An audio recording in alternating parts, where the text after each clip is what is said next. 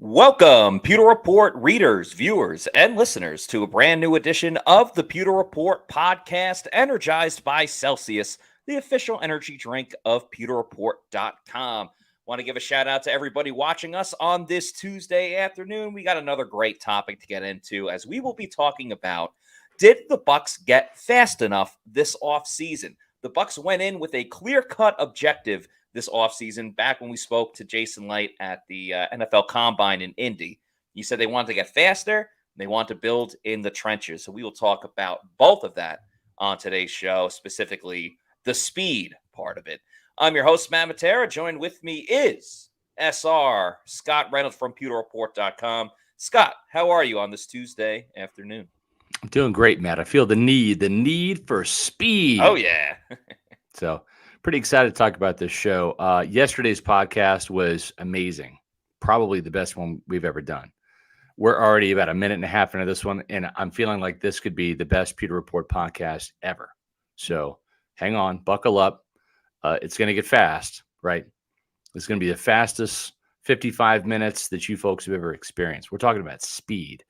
This is a faster Buccaneer team, Matt. Todd Bowles talked about it at the end of the season. Jason Light talked about it at the beginning of the offseason. They want to get faster on offense and defense, and I really think they accomplished that objective. Now, a couple kind of speeds to talk about, right? There's the 40-yard dash speed, the underwear Olympic speed. You and I are there at the Combine every year in Indianapolis, and we see the track stars. Sometimes that translates to football speed, sometimes it doesn't. But I think by and large, what we've seen out there on the grass, and that's where it counts, is a faster football team on both sides of the ball. And we're going to use 40-yard dash times as a measurement of that. There, some players like Lavonte David. Matt, guess how fast Lavonte David ran at his pro day and at the Combine coming out of Nebraska? Oh, man. He's a fast linebacker, right? Yeah. Great coverage linebacker, yeah. Yeah, I'm going to say like a 4.56. Close. Flip those numbers around to 4.65. Okay. Right? But he plays faster than he times, right? Jerry Rice, the best receiver of all time, was not a 4.3 guy, not a 4.4 guy. He might have been in the 4.5s, 4.6s, but yet he just had that football speed. Sometimes guys lose some speed when the pads come on. Yes, sometimes guys keep their speed and can run just as fast in the pads. So we're going to use 40-yard dash times as the measurement. If you ask Jamel Dean, he's still the fastest Buccaneer. I think we have a clip of him talking about that. Let's go ahead and play that now. I'm always fast, so I'm just trying to speed up my game process. So I'm seeing the game better. I'm more confident now. So I'm just looking forward to how the season goes. Jamel, are you still the fastest Buccaneer? Oh, well, definitely, man. Nobody's not beating me on the team. Is there anybody close? Trey Palmer's got a fast 40 time. Is there any newcomers that have? I don't know, man. It's kind of hard to see people from behind when they're behind me. So there's Jamel Dean right there bragging about how he's still the fastest Buccaneer.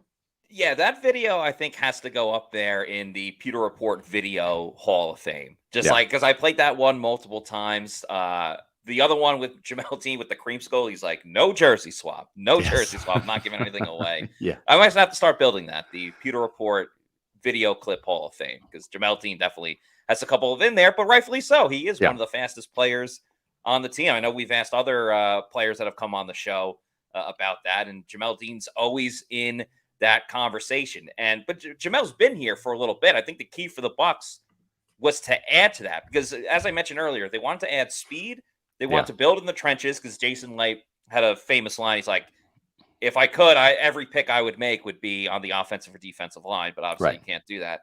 And he also wanted the team to get younger in general. And I think we definitely saw that. Obviously, with these draft picks, naturally you're going to get younger. But, before they relied a lot on a veteran presence, not as much now. There are still plenty of veterans to look up to on this team, but there has to be a youth movement. And usually when you're younger, you're faster as well. Yeah. And that's where the Bucs find themselves heading into training camp soon. Yeah, Matt, hate to put you on the spot like this, but do you know who the longest tenured Buccaneer was? Do you know who played for the Buccaneers the longest? Lavonte David. Or are you talking about like of all time? Of all time, yeah. Oh, man. Can I get a hint? Can I get like a decade? I will give you a hint. Yes, the hint is he is next Monday's guest Okay. on the Pewter Report podcast, talking about the one and only, soon-to-be Hall of Famer, Bucs legend Rondé Barber, right here at 4 o'clock. I mean, technically, he's a Hall of Famer right now. He's got the the proclamation of being a Hall of Famer, but he actually gets enshrined in Canton on August 5th, and I will be there representing Pewter Report at Rondé Barber's enshrinement in Canton, Ohio. So Rondé Barber is going to be our guest Monday at 4 o'clock. So make sure that you set your pewter clocks to 4 o'clock, and don't miss that show. That's going to be a great show. While we're at it, let's just talk about tomorrow's show. Right, we're talking about Bucs over unders. That's 7 o'clock tomorrow night, Wednesday, 7 o'clock, and then Thursday. You're gonna have Josh Capo on, Matt. You and Josh are gonna be talking about how Baker Mayfield fits the Bucs offense. So Josh did a deep dive into Baker Mayfield a week or so ago on pewterreport.com. Great article with some video clips. But now he's gonna be talking about it with you and all you Pewter people about how Baker Mayfield is really actually pretty good fit for this offense. So and don't forget on Monday, Rondé Barber, Bucs legend, Hall of Famer, number 20. He's going to be on the Pewter Report podcast at 4 o'clock. So exciting lineup here. Yeah, it's so awesome. Very excited to have Rondé Barber on the show, and a great list of episodes coming up of the Pewter Report podcast to really roll and parlay into training camp, which is coming up next week. But also, Scott, there's a bit of Pewter Report podcast history and background with Rondé Barber, because we've been lucky enough. We've had some awesome guests on the show. Warren Sapp, Hall of Famer, has been on the show before. And I could be mistaken. We might have to ask Trevor Sikkema this. But for quite a while in my early days of pewterreport.com, we would do like Pewter Report podcast episode 120 part 1. And then it'd be episode 120 part 2. And it got all the way up to like episode 120 part 35 or whatever it was. Right. And I'm pretty sure we kept kind of doing the part 15, 16, 17, whatever, because we wanted a milestone episode to be Rondé Barber coming on the show. And obviously plans change and things move on. I think that was right. So I think could have been. So because for a long time, Pewter Report readers and listeners and now viewers, people would ask, why is there the part 15? Why is there the part 16, 17? And it was because we wanted to get Rondé Barber on the show. So we are finally getting around to move on to the next number 35 and getting back to the next episode. So that just that crossed my mind, and I wanted to get that. I think that's right. I'm 51. I'm really old and I forget things, but that sounds right. I'm gonna go with it. So we may have to ask Trevor Sikkema. So I'm gonna try to get confirmation on that. Yeah. So we got a lot of excitement about that. Also working on that's right. Also working on Mike Allstott, talking with Mike and trying to find a day. So we've had a pretty good lineup.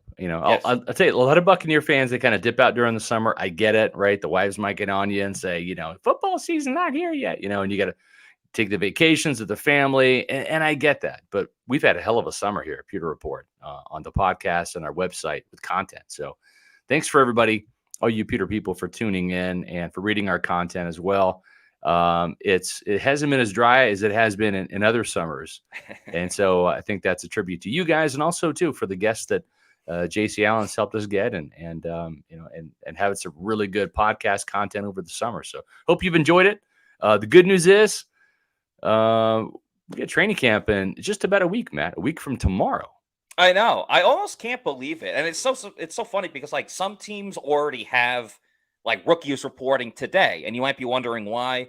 How come the Bucs aren't doing training camp just yet? Well, some teams elected not to do mini camp and OTAs. Yes. I think more OTAs for whatever reason. Everyone has their own method to their madness. The Bucs obviously did have OTAs and mini camp and mandatory mini camp. So, they got that work in already, and they're starting a week later. It's not like they're going to be missing a ton of time. So for those angry with Todd Bowles or whoever, it's all right. They already put in a lot of work. There's a very, very long way to go with this team. And I don't think showing up 1 week later is necessarily gonna hurt the Bucs this year.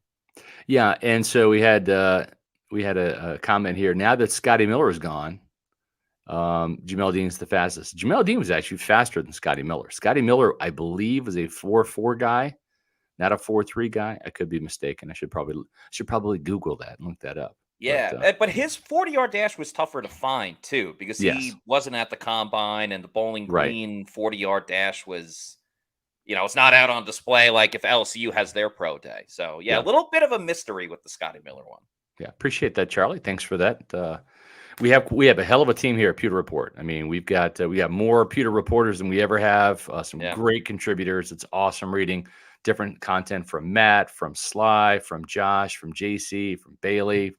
James Hill's been a great addition. So, am I forgetting anybody? We have so many people. I forget sometimes how many people we have on. No, pretty sure that's it. We got a couple of side contributions here and there, but appreciate our team. Scott, you obviously spearheaded, and we wouldn't be able to do it without you. So, kudos to SR. Well, Idzig he was a great guest. He was. Brad Idzig was fantastic. So, we're going to continue this during the season as well. We've kind of built such a kind of a string here of getting Buccaneer legends like Rondé Barber, players like Rachaad White, Jose Ramirez was the latest, coaches like Dave Canales and Brad Idzig. Going to get Todd Bowles on the podcast. Try to get Tony Dungy, former Buccaneer, on the podcast. Even going to try to get John Gruden, who's back here in Tampa now, on the podcast at some point. We'll always have Warren Sapp whenever we want him. Yeah. And Derek Brooks as well. To talk. Yeah. So I'm going to, try to get some FaceTime with some of the Hall of Famers out there in Canton, guys like John Lynch, Rondé Barber. Obviously, we're having on. Those guys are going to be there for Rondé's induction, but Derek Brooks as well. And try to get them on and talk a little Buccaneer glory days as well as some Buccaneer, current stuff. It'd be fun to get John Lynch on the week prior to the Bucs 49ers game. Yeah. So I'm gonna try to make that happen. That'll be. I got John's number. We'll try to. We had a good conversation with John at the last. We did at the NFL owners meetings last year when it was in Palm Springs. I think this year it's in Orlando. So glad to see it back in the Florida area. And also, just want to tease this real quick. One of the fun things about training camp that we do is the training camp diaries, where we talk to a veteran player and a rookie player coming in. And just a teaser, I won't give away any names just yet, but I think you guys are going to be very, very happy with the players that we plan on talking with during the training camp diary. We got some big guns this year. Yeah. Some big boys lined up for this year. We had Rachaad White last year on offense, Pat O'Connor on defense. What we try to do is we try to get some different perspectives for these training camp diaries. We try to get one offensive player, one defensive player. And then one of those guys, we want to be a rookie to get their perspective. Last year was an offensive rookie in Rachaad White. And then we go with the other guy, whether it's offense or defense. In this case, it was defense, Pat O'Connor.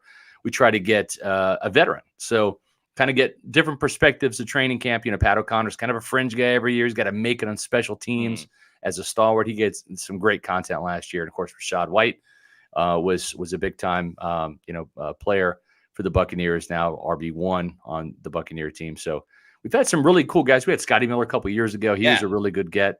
Trying to think who else. Yeah, again, it's the age thing. I remember transcribing a lot of. Yeah, Kevin Minter was good. Yes. I think Kevin Minter and Scotty Miller were the same year. Because that was like early on for me at Pewter Report. Speaking of Rachaad White, he's just the media darling now. He was on WDAE today. Obviously, he's been on the Pewter Report podcast multiple times. He's going on like the Weather Channel tomorrow, early in the morning. Awesome. So Rachaad White is all over the place. So I absolutely love it. Make sure you check out his YouTube channel again, because I'll tell you what, before we dive into today's show, I've got a cool little video to show you about the newest flavor of Celsius. So check this out. We all bleed the same.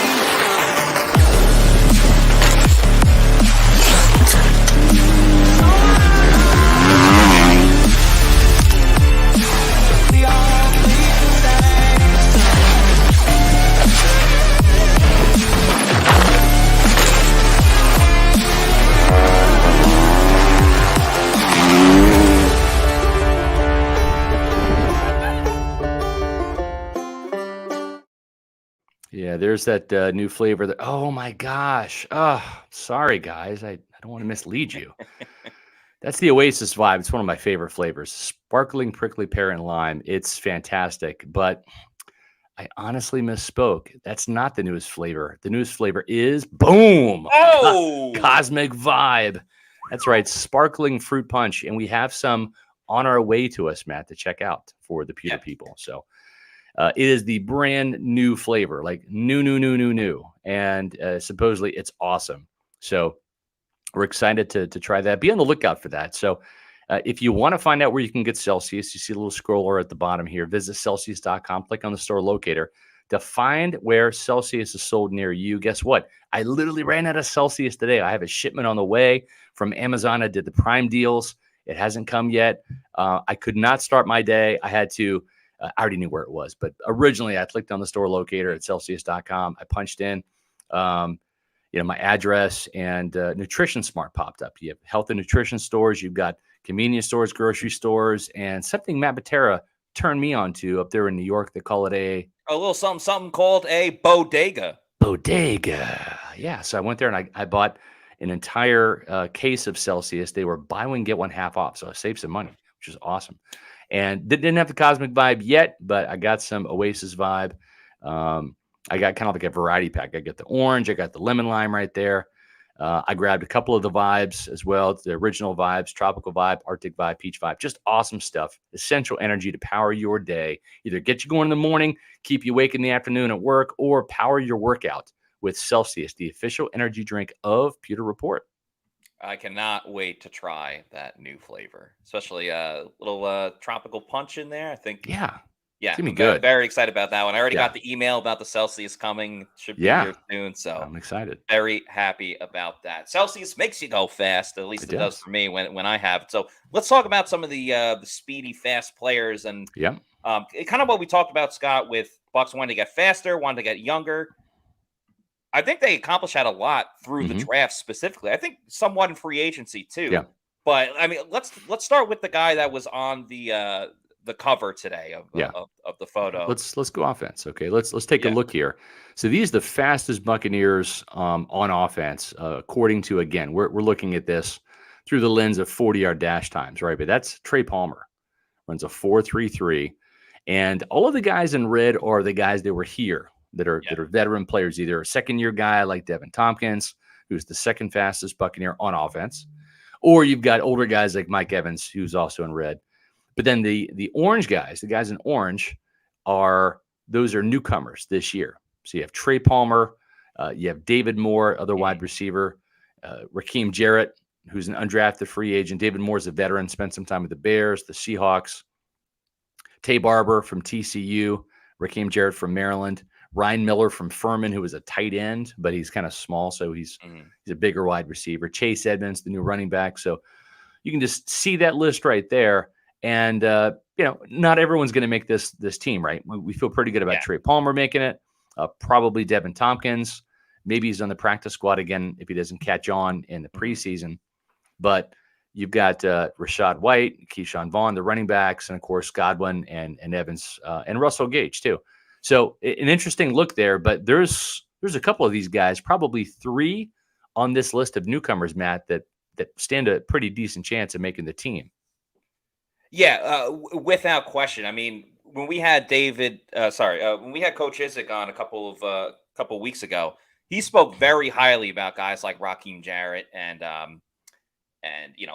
Cade Warner as well. A couple of these guys, and with the way that this offense is going to be utilized and how it's going to be pushing the ball more horizontally than vertically, more than anything else. Even some of the guys that were here last season, such as Devin Tompkins that we were talking about. Yes, Devin Tompkins was on the team last year and was a kick returner. Yeah. And, Kalen Geiger was on the practice squad. But I don't think that their speed was used in the best way possible. Right. Because they're not going to win a lot of their one-on-one opportunities. Yes, they can burn people deep, but you have to show a little bit more than that. Now you add Trey Palmer into the mix, their late round draft pick, along with Raheem Jarrett, so some of the other guys. Tay Barber as well. I really liked him during, and granted, no pads, all that stuff, but in OTAs and minicamp and everything, I really like what I've seen from Tay Barber and Trey Palmer as well. Yeah. This speed, it's a different type of speed that I think is going to stay when the shoulder pads come on, because you're not going to get crazy tired just going on a mesh route or a slant, thing like that. Like, yes, you have a little bit more on it, but I don't think that's going to derail a type of route that you're going to run versus going 15 yards down the field and then running a post or a skinny or whatever you want it to be. So the inclusion of the speed in small, limited spaces, I think, is so important for what Dave Canales is going to run. Where in the past, and we saw it last year when Mike Evans got suspended and Chris Godwin was hurt and Russell Gage was on one. The Bucs were screwed on offense because they really were. They had no one to throw it to. Yeah, it was a much slower team last year. Very, very slow. It almost felt like they were stuck in the mud at times, and I think that's why the running game obviously struggled as much as it did. And just the speed. Clearly, Tom Brady didn't have speed, but the speed of making the defense go side to side because Baker Mayfield's got to roll out to his right. That's another dimension of speed that, yes, it's not like 100-mile-per-hour fastball or a 4.3 40-yard dash, but it just gets your mind thinking so much for the opponent that I think it's going to hurt the opponent in a lot of different ways. And it starts with Trey Palmer at wide receiver and some of these smaller guys that maybe wouldn't have been effective last year, but they can be really effective this season. I agree, Matt, and I think we're going to see more yards after catch too. I think that's really where the speed is going to take hold, because in the Bruce Arians offense, right, you had that vertical element, right, which is the go routes. We all saw, what Mike Evans did against the Panthers. We saw what he did against Jalen Ramsey on those go routes. Big Mike still has some wheels, right? But the thing is some of the other route concepts within the Bruce Arians offense, those outs, right, where you're running that angle route and you're catching the ball by the sidelines, not designed to get a whole bunch of yards after catch. We also saw the comebacks and the curls, right? Well, whenever you catch a comeback or a curl route, your face is to the quarterback, but your back is to the end zone. So once you catch the ball, now you have to turn around, right? Locate the DB, make him miss, right? Or try to break a tackle, and then you get your yards after catch. And that's why for guys like Chris Godwin last year, who was not as explosive, and guys like Mike Evans, those routes, and sometimes Mike would even get criticized for catching a route like that, picking up a first down and kind of falling down, right? Yeah. Rather than getting yards after catch. But now these routes, and we've seen some of these concepts, whether it's a mesh concept or whether it's a deep crosser, a skinny post, etc., that Dave Canales has brought with him from Seattle. It allows these guys to catch the ball on the move, and they may not initially be going down the field. In other words, they might be running like a shallow crosser where there is some depth, but then you're coming across the field, and then you're looking for that breaking point where you catch the ball, and then you can take it upfield and turn. But the thing is, you're making the catch at or close to full speed, Matt. And I think that's a big difference rather than the comebacks and the curls where you're essentially stopping, whether you're finding a hole in zone or, you slam the brakes on in man coverage. And now you have to turn and accelerate again. And for a guy like Mike Evans, he has long speed, but he is not one of those guys you throw wide receiver screens to unless he's down there about the 1 or 2 yard line. Then he can just stretch over the goal line. Yeah, he's already 6'5", right. But I think that's where we're going to see this team get faster, and where guys like Trey Palmer, he's not going to have to be just a vertical guy like a Scotty Miller was. Yeah, where he's got more to his game, and we're going to see some of that. Wide receiver screens, not as predictable as the Chris Godwin ones that we saw under Leftwich, but just use these receivers in a different way to get them catching the ball at full speed. And as either Dave Canales, I think Dave Canales said, maybe it was Idzik, we're going to see some end arounds, probably a little bit more than we have in years past. Yeah, Brad Idzik was saying that Mike Evans ran an end around. It was like, what the hell am I doing? Because, Mike, I remember Mike ran one end around in a game, and everyone was like, oh my goodness, like what is going on there? I believe it was against the Giants. There were back-to-back end arounds. Chris Godwin ran one way, Evans ran one the next. It was honestly the most creative drive I've ever seen from Byron Leftwich. It was the best. And I'm like, why can't you do more of this?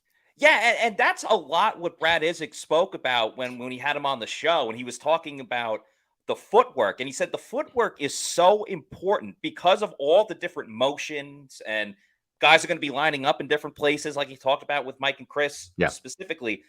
He said everyone has to get the footwork down because there's such a big element of disguise and surprise where we can line up in 3 or 4 different formations, but have the same type of route being run. And the defense isn't going to know who's running what because everything very much looks the same. So to your point about the yards after the catch, I think what we're going to see more than anything is just players catching the ball in stride. And that goes to everything that you mentioned about, when you make the catch, but you're already facing the quarterback. If that defender's on you right away, it's going to be very, very difficult to break that tackle when the person's behind you. So catching the ball in stride is going to be huge. The big thing the Bucs were missing last year that they were so great at in 2020 and 2021 was the big splash plays, everything going big down the field. And what I think everyone has to learn this year, and you'll learn it when you're actually seeing it in preseason, training camp, everything else during the regular season, is you can still get the big splash plays, but it doesn't have to be a ball that is thrown in the air 40 yards down the field. It could be a 10-yard completion, but you hit that guy in stride, and he's going for another 30, 40, 50, 60 yards. And I think we missed that a lot last season, is not necessarily just the splash plays, but the yak. The yak was completely gone from the offense for a number of different reasons that we've kind of dissected in 15 different ways. But the return of the yak is going to be one of the biggest additions for the Bucs this year. That's right. And you mentioned Rachaad Jarrett a couple of minutes ago, Matt. And that's one thing Dave Canales told us on the Pewter Report podcast. This is a guy who actually gets faster when the ball's in his hands. He said, we're trying to get Rachaad in his route tree to run at the speed that he does when he has the ball in his hands. But whether it's a quick, slant or whether it's something deeper down the field, when he has the ball in his hands and becomes a ball carrier at that point in time, that's really where he's at top speed. So great for the Buccaneer coaches to recognize, like, hey, let's get you to play full speed while you're running the routes before you get the ball. But it's nice to know this guy has some afterburners too. And they're pretty excited about him. He's really one of those buzzworthy guys. Yeah, I think I wrote about the Bucs training camp sleepers. He was one of those receivers. I think he was the receiver, the sleeper at receiver for my list. I wrote it back in June, but pretty exciting player, dynamic player. I think carried a draftable grade, but just with the glut of receivers and in the draft this year, even a guy like Trey Palmer just fell to the 6th round. So. I think they got a little bit of a steal here, an undrafted free agent. Darius Miller with this question: how many wide receivers do you guys think the Bucs will carry on the roster, and who makes it? I think it's got to be somewhere between 5 and 6, and because there's such a good crop of competition for the wide receivers this year, I wouldn't be surprised if a couple of more guys make that practice squad, and the Bucs try to sneak them onto the the game day rosters on Sunday. So who's going to make it? I mean, there's a long way to go. I don't want to make too many predictions just yet. I mean, obviously Trey Palmer was a draft pick, so he's kind of a little bit more. He's probably a wide receiver 4, right? So you have Mike, you have Chris, you have Gage, and then you've got Trey Palmer, and then probably 2 more. Devin Tompkins, if he can hang on to the return job. Yeah, which Trey Palmer will also be competing for. Exactly, so, right? So if Palmer wins the return job, that might bump Devin Tompkins out unless he really just shines as a receiver. But I think right now Rachaad Jarrett is probably kind of like the dark horse to make that team as either wide receiver 5 or 6.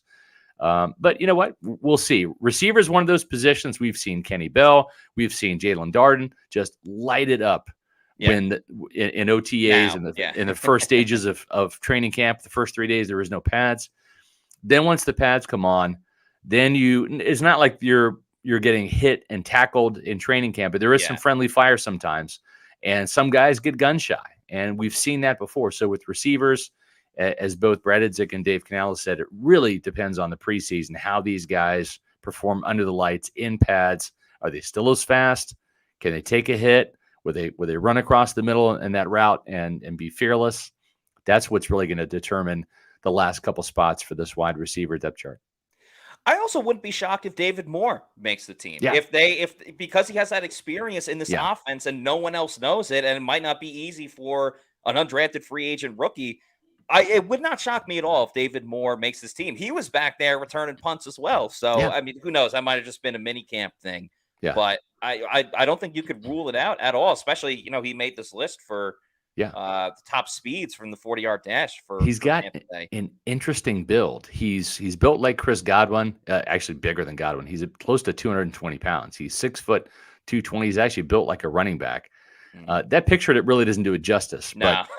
But I mean, he's a kind of a big, thick guy, and it just brings a little bit of a different element. Mike Evans really only the tall receiver on this team right now at 6'5". There really isn't another guy. I think Godwin's 6'1", Trey Palmer 6'1", Russell Gage 6'1". You got a bunch of 6'1" guys. Then you have some smaller guys like the Tay Barbers, the Devin Tompkins, who of course is a mighty mite. I mean, he's 5'6". Is that right? 5'6". It's around that. I think he might be a little bit taller, but nonetheless.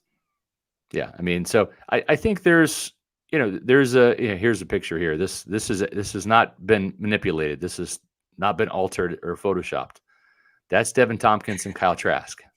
Like legit, serious. Yeah. Like that's so if you're that tiny, you better be fast. And Devin Tompkins has got some wheels, and surprisingly, he has some ups.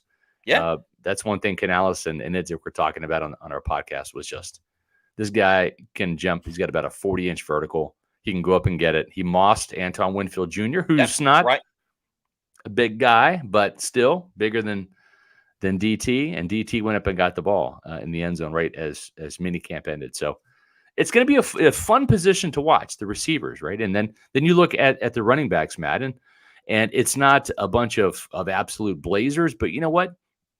The NFL is built around make you miss and break tackles. It's not based on pure speed. If you're a running back, the 12-yard run is a big gain. You want a 40-yarder, but they're scarce in the NFL, right? Yeah. 20-yarders are scarce because you have NFL hash marks. You don't have the wide side of the field like you did in college. The slowest defensive back in the NFL is faster than most college defensive backs. And these guys are smart enough to take angles. So you just don't see a lot of breakaway runs. But there are some guys that have respectable speed. Rachaad White, the fastest running back, 4.48. Keyshawn Vaughn, 4.51. And Chase Edmonds, 4.55. They can scoot. They're not game breakers per se. They're not Saquon Barkley types. But, I think they can be effective running backs. And again, trying to get that 12-yarder. Running backs average, between 4 to 5 yards a carry in the NFL. The closer you get to 5, the better you are. And we've even seen Seattle's offense really thrive with guys like Thomas Rawls, Chris Carson, undrafted free agent. And you got a 7th rounder in Chris Carson. Rashad Penny had some pretty good speed. He was a 1st rounder. But this is an offensive system that has thrived with guys that have good vision, that can find the cutbacks in the wide zone and in the mid zone scheme. And if you have enough speed, and I think the Buccaneers have a stable of guys with enough speed, you can rip off some of those 10, 12-yard runs and keep the chains moving and wind up with a 100-yard rusher, maybe not every week, but maybe every other week. There are only a select number of running backs across the league that when they line up on any given play, you're like, oh man, they might take it to the house on this play. Right. Luckily for the Bucs, and if you were watching Twitter yesterday, nobody wants to sign their star-studded running backs. So you don't have to worry about that at all. So when it comes to the Bucs, specifically for the Buccaneers and their room at running back in particular, I don't think of Rachaad White as the trailblazing fastest guy in the NFL. Right. I focus a lot more on his elusiveness, being able to break tackles, which in a small amount of time, he has proved that he can be that elusive guy. Now, can he do it for 17 games in a season, being the main starter, being the main guy? Right. That remains to be seen. I do like the elusiveness that Rachaad White brings, which kind of brings me to my next point of, I think it's almost as important that to get this running game going, you need an athletic offensive line, especially when it comes to the zone blocking type of scheme that the Bucs are going to bring. Yeah. And I think they definitely upgraded in that speed, in that athleticism along the interior with Cody Mauch playing at right guard, because, we've watched the videos, we've seen him at practice. Everyone's seen some of the highlights of his first down celebrations where he does a cartwheel and all the stuff. And all I'll say is this. When the Bucs drafted Tristan Wirfs, he had a viral video of jumping out of a pool. So his athleticism clearly, shined very bright like a diamond, as Rihanna would say. Cody Mauch bringing a lot of athleticism to this team, I think, is going to help the run game more than people totally realize. And Luke Gedeke being a young guy, I'm not crazy worried about his mobility more than anything else. It's really Ryan Jensen and Matt Filer who I'm a bit concerned about their overall mobility. Jensen more for the knee injury and returning from that, but Filer isn't always the fleetest of foot. But I like what Cody Mauch brings in terms of like the speed and aggressiveness to this line. Now the tight end position, that's not one that has got any burners in it, right? I looked, Kate Otten, just under 4.7. You've got Payne Durham, who's just under 4.9. Kokeeft is not gonna he's not gonna be mistaken for a track star anytime soon. Tanner Taula, again, close to 4.7.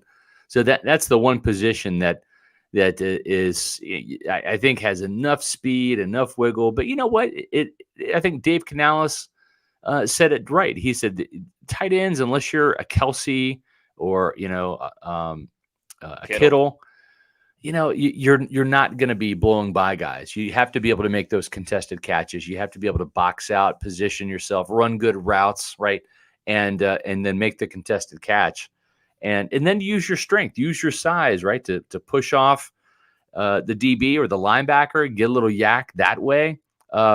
This team does not have a lot of speed at tight end. It's just more functional speed. These guys are, I think, primed to be red zone weapons, first down weapons, right? Make that 7-yard catch on 3rd and 5, move the chains, etc. I think that's how the tight ends are going to be used mostly in this offense.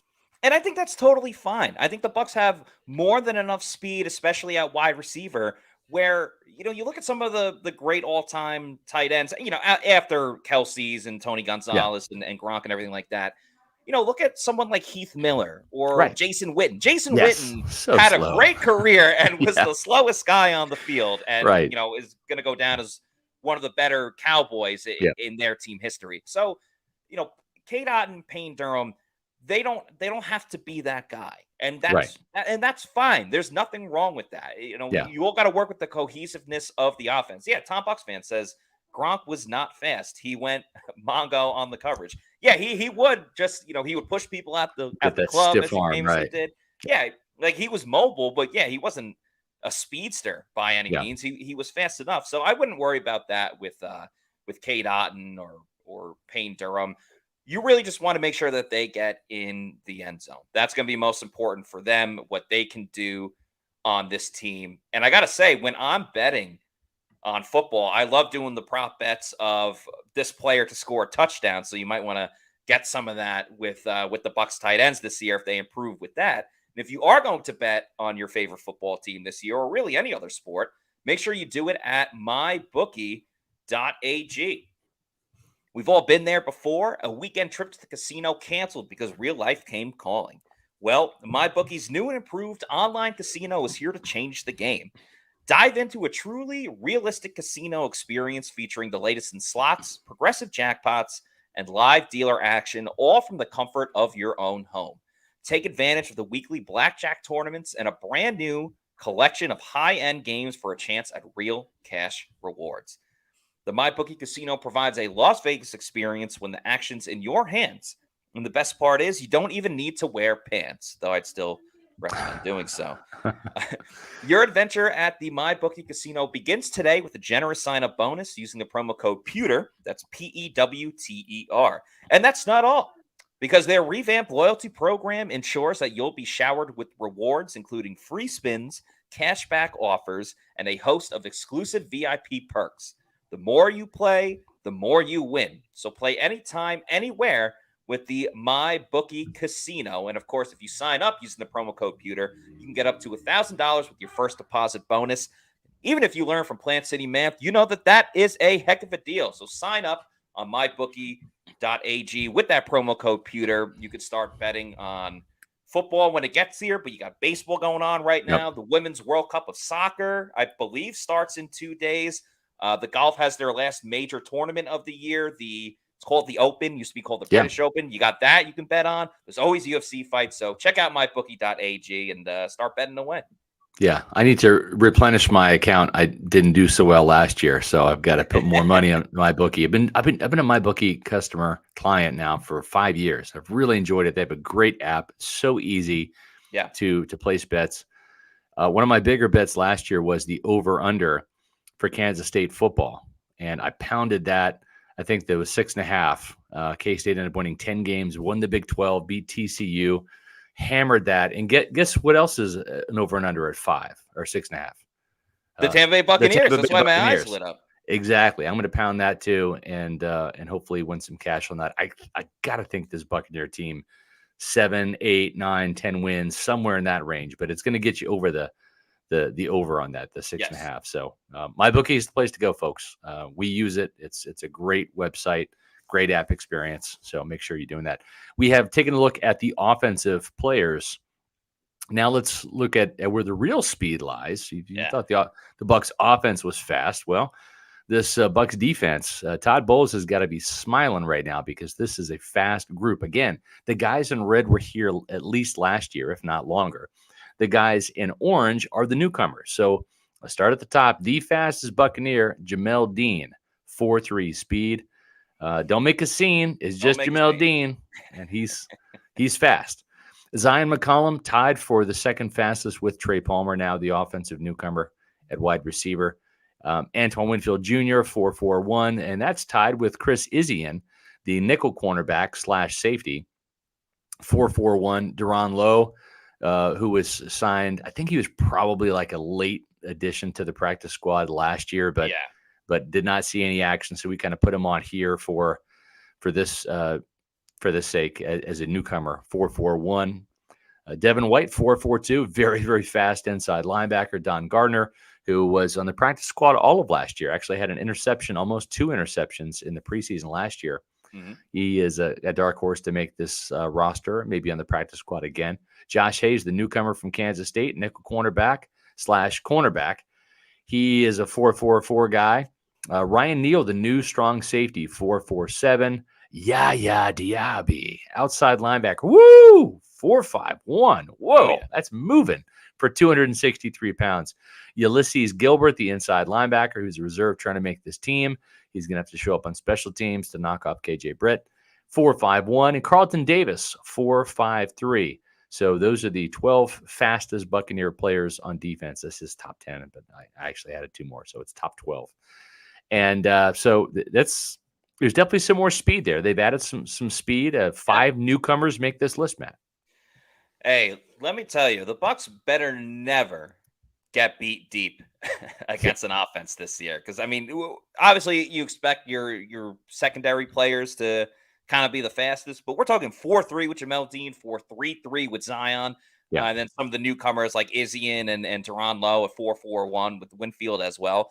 Like, there's fast and then there's really fast. And I'm willing to bet that the Bucs secondary has to be one of the fastest secondaries in the NFL. So this is everything Todd Bowles hopes and dreams for. It's just speed all over the place. And younger, faster. You obviously see that with Izien and Lowe and Josh Hayes as well on this list. So many young guys. And, they're not just fast in the secondary too. I mean, Devin White's obviously on this list. He's got that speed. Bucs are pretty fast up front too. Kalijah Cansey, obviously drafting him. The name to his game is, he's undersized, but he's got that speed. Logan Hall was someone that ran track, and they loved him because of the speed that he brings. And Vita Vea, I mean, he used to line up at running back and has lined up at tight end and goal line situations for the Bucs. So he's obviously quick enough for his position.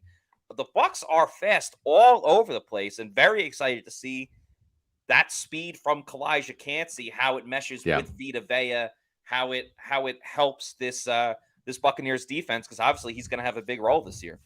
Yeah, and it's interesting, right? Because when you look at defensive linemen, the 40-yard dash time is not, it's not the end all be all, right? Yes. It's like you had you had Warren Sapp, who ran just a little tick slower at, I think, 4.62. I mean, Kalijah Cansey's just absolutely moving at 4.6, 4.61. But the thing about Kalijah Cansey, where that speed makes a difference, because you should only take about 3-4 steps to get to the quarterback. Especially if you're lined up close, you're playing over a guard, right? So you're not going to have as much distance to cover. But Matt, I'm not sure if you remember that one play, but there was a play where you've got Baker Mayfield rolling out to his right. It might have been during the OTAs, might have been the first day of minicamp. Yeah. But he's rolling out to his right, and it was design rollout. Kalijah Cansey, who was playing the weak side 3-tech defensive tackle position, so he was on he was going up against the left guard, Matt Filer. Mm-hmm. So he went from there all the way flat down the line of scrimmage and prevented Baker Mayfield who was running out of real estate. He's looking. There was good coverage. He was getting close to the sidelines. So Baker started to tuck and run, and all of a sudden, Kalijah Cansey just came and cut him off. And I think Baker stepped out of bounds for maybe a yard gain. But that would have been a play where Baker probably gets 6, 7, 8 yards, then steps out. But the pursuit, the sideline to sideline speed for a guy at the defensive tackle position like Kalijah Cansey is just, it's amazing. It's special. I haven't seen that type of speed from any defensive tackle since Warren Sapp, really. Yeah, and you know what? He might as well be running, because he's in a practice with no pads and no hitting or anything like that. Right. So you might as well chase after the quarterback. And that's funny you mentioned that, because it does remind me of like a training camp speed hustle play from Vita Vea, a younger Vita Vea, when a running back was further down the field and he chased after him and he got to him and, got the stop, prevented a touchdown. And yeah, sure, maybe Vita Vea is not as quick. But usually, especially for defensive linemen, good effort, good energy, showing that hustle, it pays off in the games. It clearly has paid off for Vita Vea. He's considered one of the best nose tackles in the league. So Kalijah Cansey already instilling that energy, that, hey, I got here, but it doesn't mean that I've proven anything just yet. So yeah, love seeing that. And obviously Bucs fans and coaches want to see that from Logan Hall as well. Going to be a little bit heavier, but he put on muscle, not fat. So, and if you remember that Colts game where Logan Hall was absolutely sprinting down the field, and I think it was the Colts game. It was an away game, and he ran 40 yards down the field and just about prevented the touchdown. Yeah, I think it was the last preseason game against the Colts. Yeah, exactly. And that to me just spoke volumes, because that's one of those plays where, I think it was a running play. Yeah. The running back's already breached the line of scrimmage, right? I mean, at that point in time, you're a defensive lineman. You're like, all right, linebackers, safeties, cornerbacks, go get them, right? but here you have Logan Hall turning and sprinting and running literally 40 yards down the field. And the guy scores the touchdown, and Logan Hall was literally about 2 steps behind. Just tremendous effort from a big 285-pound defensive lineman. And that's what you want to see. You want to see that type of speed. And I think that when you're Logan Hall and, okay, I'm the fastest guy here, faster than Vita Vea, faster than Pat O'Connor, faster than Will Golston and Hakeem Hicks. Now all of a sudden you got Kalijah Cansey, right? And maybe you got to amp up your game a little bit. Maybe sometimes there's a little competition, right? Let's race to get to the quarterback and see who gets there first, that kind of thing. Yeah. So I think that Kalijah Cansey is going to have an overall speed effect on this defense. And he wasn't even on that top 12 list. And you've got Yaya Diaby, who is an absolute burner, 4.61 at 263 pounds. I mean, that's a big guy moving. So I think the Bucs accomplished their mission, right? I think the secondary with Ryan Neal, he was faster than either Logan Ryan or Keanu Neal. So that you got an upgraded speed there. With the nickel cornerback position, it's one position we just haven't talked about at all this offseason, but D. Delaney is the placeholder. It's going to end up, I think, being either Chris Izien or Josh Hayes. Mm-hmm. One of those newcomers is going to claim that job. So you're looking at 4-4-1 with Izien, 4-4-4 with Josh Hayes. That's not much of a drop-off from Antoine Winfield, who was a 4-4-1 guy last year playing in the nickel spot. But the secondary is fast. They've added some speed at the outside linebacker position with Diaby, along the trenches over the last 2 years with Logan Hall and Kalijah Kancey. We're going to see if this experiment works. We're going to see if this Todd Bowles defense, which actually kind of harkens back to the old Monty Kiffin defense, where the old Tampa 2 was predicated on speed. Derek Brooks, Simeon Rice, Warren Sapp, etc.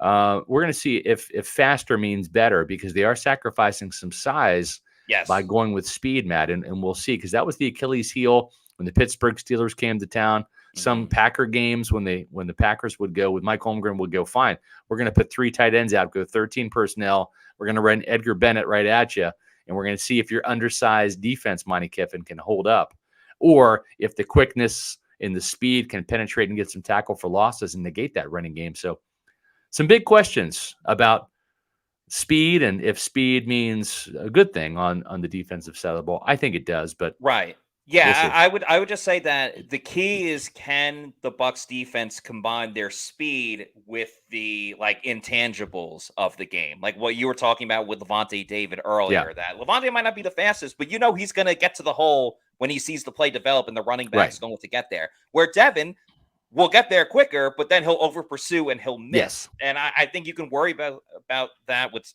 some of the guys, like Zion McCollum, if he gets more playing time this year. Right. He has the speed, but does he have the instincts and the intangibles? I think that's the most important, especially for the younger guys, like the rookie class and everyone of that nature. If they can do that, then the sky's the limit for this defense. But they also, can get taken advantage of because of it. Yeah.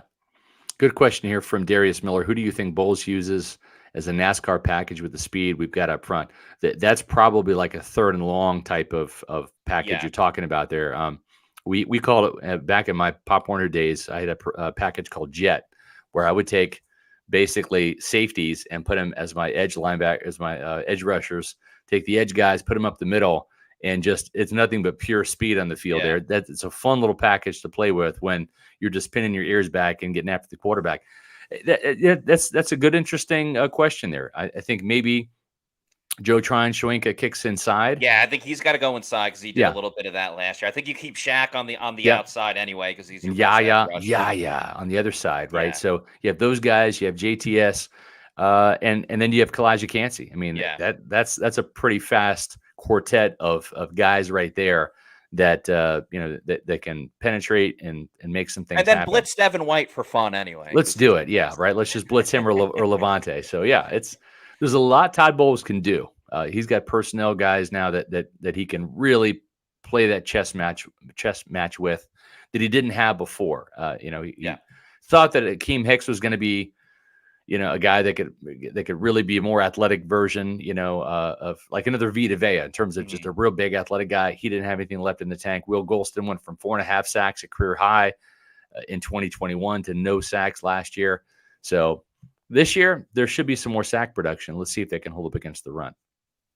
Yeah, we'll see. And we haven't talked about Greg Gaines at all, but he should be in there to at least help stop the run and help out some of the other guys when they need a breather. Obviously, defensive line, there's a pretty large rotation in general. So you're going to be seeing all of these guys for sure. It's just a matter of who earns a little bit extra playing time next to Vita Vea, and that's what we'll find out during training camp. That's right. We're going to find out tomorrow who Matt Matera likes with these over and unders this year. Mike Evans, 1,000-yard receiver. Chris Godwin, 1,000-yard receiver. Well, they were last year. What's it going to hold in this new Buccaneer offense with Dave Canales? He had a pair of 1,000-yard guys in Seattle, Tyler Lockett and DK Metcalf. So I think it's a safe bet, maybe, that those guys are going to hit the marks. We'll see about Rachaad White, but fun show tomorrow night, 7 p.m. Remember, we're in the offseason, so we go prime time, 7 p.m. on Wednesdays and Thursdays. And, of course, Thursday's show is going to be a good one. Matt's going to team up with Josh Capo and talk about how Baker Mayfield really fits this Bucs offense quite well and show some video about exactly the things that Baker can do and do very well. So that's going to round out the week Thursday at 7 p.m. But we got a little preview of what's happening next Monday night. That's right. Rondé Barber, Hall of Famer, Bucs legend, is going to be joining Matt and I on Monday at 4 o'clock. So make sure that you don't miss that. Pewter Report will have all the coverage live from Canton, Ohio for Rondé's induction. And we'll have some great video content from Tony Dungy, John Lynch, Derek Brooks, Warren Sapp, as well as Rondé, live from Kent. So that's going to be a great, great show on Monday. Don't miss that. Plus, don't miss all of our great content, right, Matt? That is right. We are always churning out content, so make sure you follow us on our social media platforms: Facebook, Twitter, Instagram, and Threads, all at Pewter Report. And of course, our YouTube channel is Pewter Report TV. Please like and subscribe to our YouTube channel. We always have different videos, whether it's analysis on something, our podcast, which is 4 times a week. Obviously, we have different podcast clips. We have press conference clips, different videos from practice and training camp. Can't wait for training camp to roll around so we can get some fresh new Bucs content up there as well, with players actually performing, which is always great. So please follow us on our social media. Matt, speaking of video, here's a special video for you Pewter people. At Amuni Financial, we help you live in the now. Dude, congratulations. We're so happy for you. Thank you. And even though the now may feel very different, you still need to plan for the future. How's retirement treating you? Oh, just fantastic. I know I say it all the time, but you really got to come up to Colorado. Let's do it. All right. Yeah. We can help you develop that plan to keep you on track so you can still prepare for tomorrow, today. Amuni Financial. Plan ahead, stay ahead. That's right, Amuni Financial. Folks, we want you to give Amuni Financial your business, sure, but at least a call. At least give them a call and see if they can help you navigate the world economic situation we have going on. Inflation is high and prices are going up. How's your portfolio doing? Get a second opinion. Call the folks at Amuni Financial. It's where I have most of my financial assets. 1-800-868-6864 or visit them on the web at Amuni.com. Advisory services, brokerage services, legacy and retirement planning, investment banking, insurance, annuities. They've got it all, and they've helped Pewter people like you and their clients from the Tampa Bay area all across the country since 1980. Amuni.com. Visit Amuni Financial at Amuni.com. All right, that's going to do it for us on today's show. For Scott Reynolds, I'm Matt Matera saying thanks, everybody, for watching, and we will see you tomorrow for another edition of the Pewter Report podcast. Out.